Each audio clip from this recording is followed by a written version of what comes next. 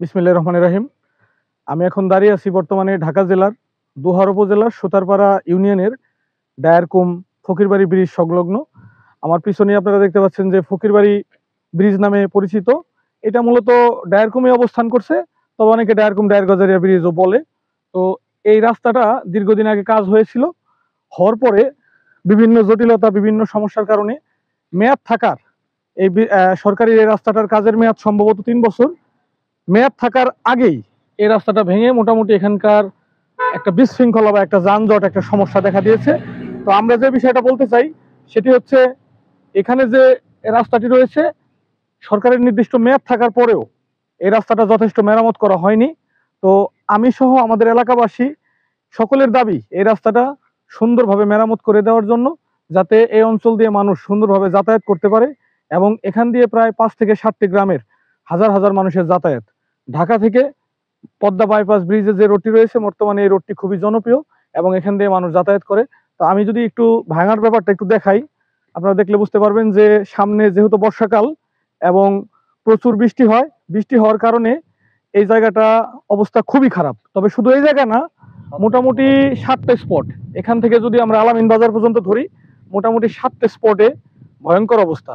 এবং এই অবস্থা অনতিবিলম্বে যদি ব্যবস্থা না নেয় তাহলে অবশ্যই কিন্তু ক্ষতির সম্মুখীন হবে এবং বড় ধরনের দুর্ঘটনা ঘটার সম্ভাবনা আছে। কারণ আপনারা দেখতে পাচ্ছেন যে এই ব্রিজ থেকে যখন একটি গাড়ি নেমে আসে, তখন অচেনা লোক যারা আছে তারা হয়তো বিষয়টা বুঝতে পারবে না, দূর থেকে যারা আসে তারা হয়তো ক্ষতির সম্মুখীন হতে পারে।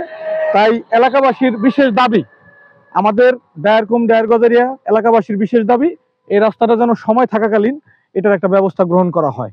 তাই আমাদের সাথে এখন বর্তমানে এই ডায়ারকুমেরই অন্যতম একজন লোক, আমাদের কাকা প্রতিবেশী, তার বাড়ির সামনেই রাস্তাটি, এবং সে একজন এলাকাবাসী সচেতন নাগরিক হিসেবে তিনি এই রাস্তা সম্পর্কে গভর্নমেন্টের কাছে অথবা রাস্তার যারা ইজারাদার ছিলেন বা যারা কন্ট্রাক্টর ছিলেন তাদের কাছে সে কিছু বলতে চায় যে এই রাস্তাটা মেরামত করাটা কতটা প্রয়োজনীয় বর্তমান সময়ে। তুমি বক্তব্যটা এখান থেকে নিয়ে নাও কাকার।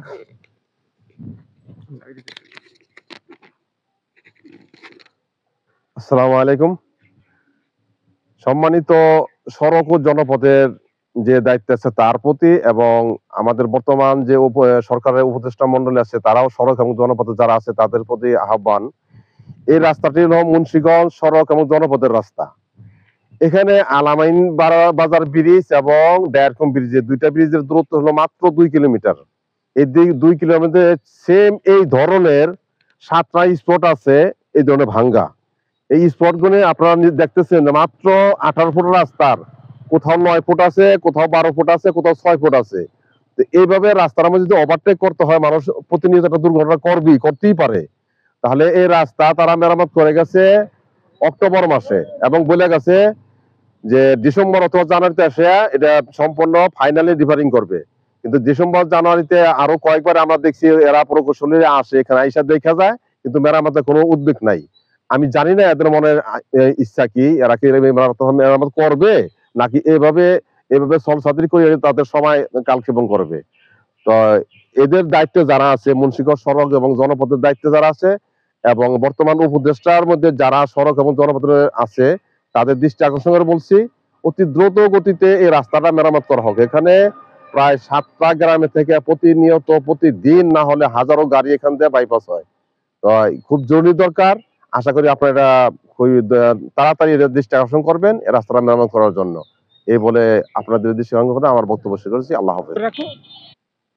আমাদের যারা এই রাস্তার দায়িত্বে আছেন এবং যারা প্রশাসনে আছেন সকলের কাছে আমাদের একটাই দাবি, আমাদের এই রাস্তাটা অনতিবিলম্বে মেয়াদ শেষ হওয়ার আগে কাজটা সম্পূর্ণ করার জন্য। গভর্নমেন্টের টাকায় কাজ হচ্ছে, অবশ্যই সুন্দর এবং পরিকল্পিত কাজ প্রয়োজন, যাতে এখান থেকে যাওয়ার সময় স্কুল কলেজ ইউনিভার্সিটি মসজিদ মাদ্রাসা এবং বাজার হাটে যায় এমন ময়মুরব্বী আছেন, কারো যেন ক্ষতিগ্রস্ত না হয়। সেটি আমার পরিবার হোক অন্যের পরিবার হোক, সকলের নিশ্চয়তার জন্য, সকলের শান্তির জন্য আমরা চাই এই রাস্তাটাকে মেরামত করার জন্য।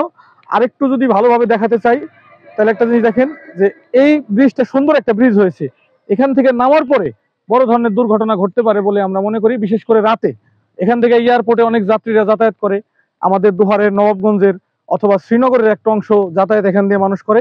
তো আমরা একটু ভালো করে যদি দেখাই যে আমাদের এই নতুন ব্রিজটা, এই ব্রিজের যে ব্যাপারটা সেখান থেকে নামার পরে ঢালে যেন কারো কোনো ক্ষতিগ্রস্ত কেউ না হয় সেদিকে আমাদের লক্ষ্য রাখতে হবে। তবে আমরা যদি এই পাশ থেকে একটু আসো, এই পাশ থেকে দেখাই যে এখান থেকে দেখলে পুরোটা বোঝা যাবে যে এই পুরো এরিয়াটাই ঝুঁকিপূর্ণ। এটা সামনে যেহেতু বর্ষাকাল, বৃষ্টির দিন আরেকটু ক্ষতিগ্রস্ত হওয়ার সম্ভাবনা আছে। তাই অনতিবিলম্বে যদি এটা কঠিন ব্যবস্থা না নেওয়া হয়, ভালো স্টেপ না নেওয়া হয়, তাহলে কিন্তু এই রাস্তাটা আরো ক্ষতিগ্রস্ত হবে। আমরা অত্যন্ত দুঃখের সাথে জানাচ্ছি যে আমরা সবগুলো স্পট দেখাইতে পারি নাই। এখান থেকে যদি আলামিন বাজার পর্যন্ত যাই, এর চেয়েও আরো কয়েকটা জটিল স্পট আছে, জটিল কয়েকটি স্পট আছে। এদিকে দেখাও, জটিল কয়েকটি স্পট আছে, সেই স্পটগুলো ভিজিট করে একটা গুরুত্বপূর্ণ ব্যবস্থা নেওয়ার জন্য সকলের কাছে বিনীত অনুরোধ, যারা এই সেক্টরে কাজে আছেন। কারণ এটা যদি এখন আমরা উপযুক্ত ব্যবস্থা না নেই, তাহলে আরো মারাত্মক কোনো দুর্ঘটনা ঘটার সম্ভাবনা রয়েছে। তো আমরা সাধারণত এইভাবে আরো স্ট্রং গাইডওয়াল চাচ্ছি, যাতে রাস্তাটা 20 বছর 50 বছর স্থায়ী হয়। পুরো জায়গাটা আমাদের আলামিন বাজার থেকে মোটামুটি নিকরে আংশিক পর্যন্ত মেরামতের প্রয়োজন উপযুক্ত সময়ের মধ্যে। সকলকে ধন্যবাদ। ভুল ত্রুটি হলে ক্ষমা সুন্দর দৃষ্টিতে দেখবেন।